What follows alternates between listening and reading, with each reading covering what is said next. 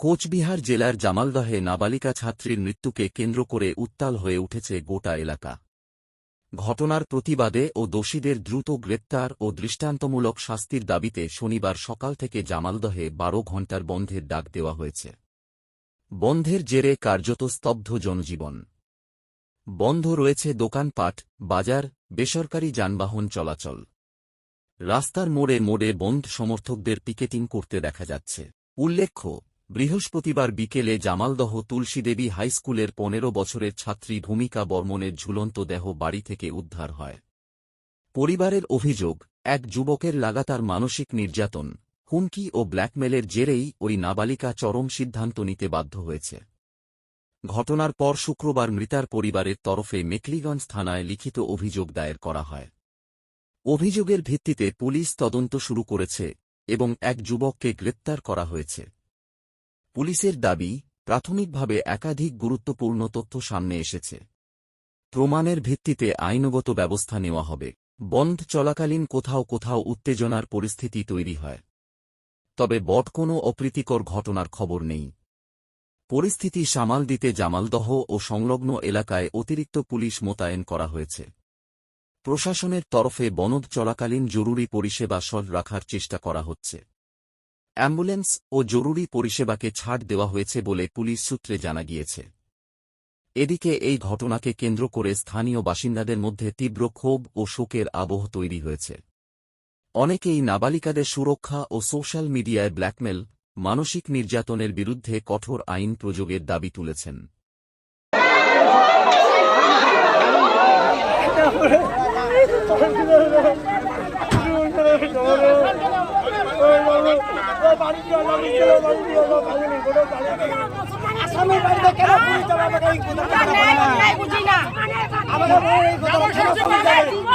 আমার রাইগিলার কি জীবনের কোনো দামে নাই। পুলিশ কেন যাবে?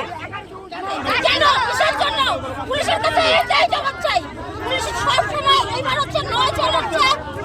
জানলার করবে তারপরেই তো হাতে ধরবে পুলিশ। মুসলমানদের ছেলের বাড়িতে কেন পুলিশ থাকি ভাই?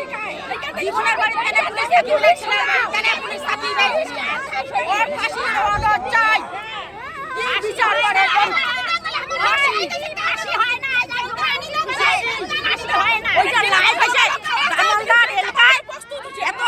মুসলমান চলবে না, চলবে না, নামে প্রতারণা চলবে না, চলবে না, চলবে না, প্রতারণা চলবে না, চলবে না, চলবে না, একটা লোক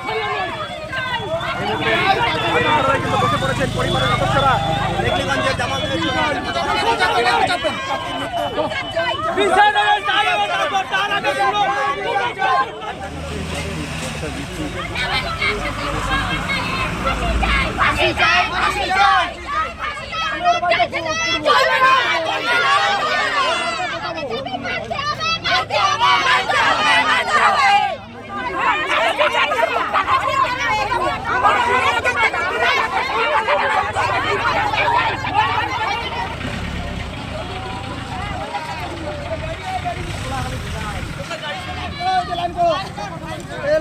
লাইন করো।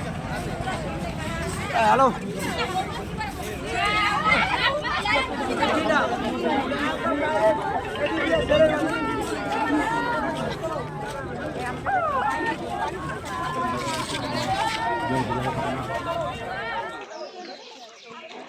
ছাড়িয়ে দাঁড়াও। দিদি দোলার সিট রে, আর বসো না।